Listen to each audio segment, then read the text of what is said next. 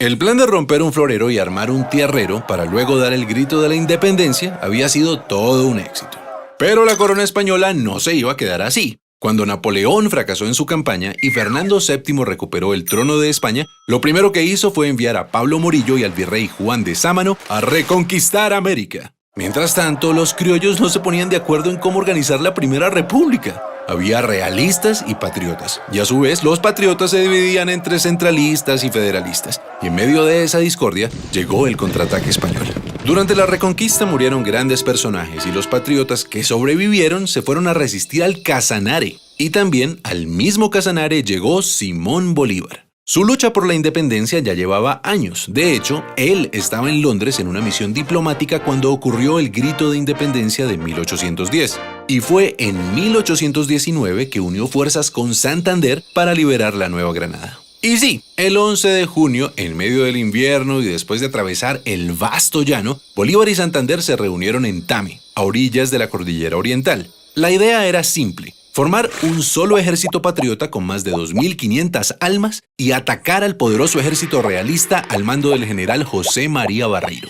El plan era lo complicado. Había que llegar al centro del país sin ser vistos. Y para ello, la única opción era una odisea: escalar la Cordillera Oriental hasta el páramo de Pisba a 3.500 metros de altura. Eso sí, antes de emprender el ascenso había que tomarse un puesto de vigilancia en las Termópilas de Paya, la primera victoria. Por supuesto, ni el ejército ni los caballos estaban acostumbrados a escalar montañas y muchos murieron en los peñascos. Pero el heroico plan funcionó y el 5 de julio la vanguardia patriota alcanzó el poblado de Socha. Por suerte no había realistas por ahí. En cambio, la gente de Tunja vino a recibirlos con comida, mantas, ropas y cuanto pudieron ofrecerles. Y después de un merecido descanso comenzaron las batallas. El 11 de julio a la salida de Gámeza ocurrió el primer choque. Ambos ejércitos terminaron por replegarse, pero Barreiro notó la furia de los que antes llamaba andrajosos y empezó a defenderse de Bolívar, quien ganó la iniciativa a punta de astucia y conocimiento estratégico.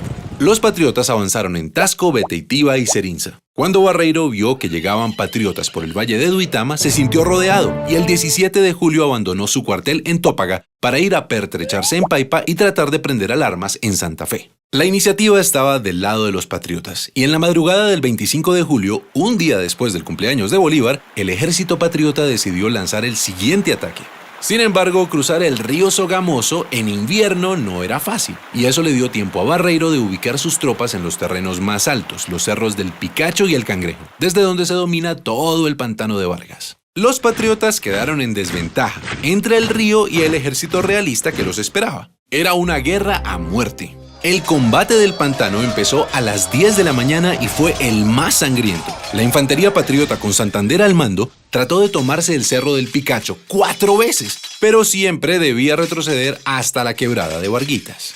Al ver a su enemigo debilitado, Barreiro clavó la bandera española en el cerro y gritó: ¡Viva España! ¡Viva el rey de España! Y se lanzó a toda carga contra los patriotas. Bolívar dijo: se nos vino la caballería encima y se nos perdió la batalla. En esas apareció el coronel Juan José Rondón, un intrépido llanero seguido de 14 jinetes, y le dijo a Bolívar: mi general, ¿cómo vamos a perder si nosotros no hemos peleado? Y pidió una última oportunidad de atacar.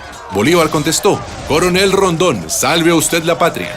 Al oír eso, Rondón y sus hombres se transformaron en centauros y se lanzaron contra el escuadrón realista. Y esos 14 jinetes cambiaron el rumbo de la batalla decisiva en la campaña libertadora.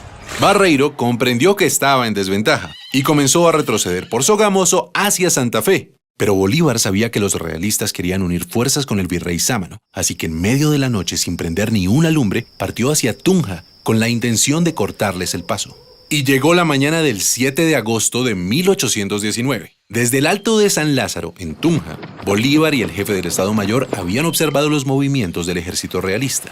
Bolívar se adelantó hasta el puente de Boyacá. Gracias a eso logró ubicarse mejor y esta vez dividió en dos a los realistas, que habían dejado una brecha entre el grueso del ejército y la vanguardia. A las 2 de la tarde, el desprevenido jefe de la vanguardia realista pensó que era un buen momento para almorzar, cuando por su espalda vio llegar a los primeros jinetes patriotas. Al principio creyó que era solo un puñado y quiso perseguirlos, pero pronto quedó asombrado. Entre la niebla vio aparecer la tropa patriota en formación de combate.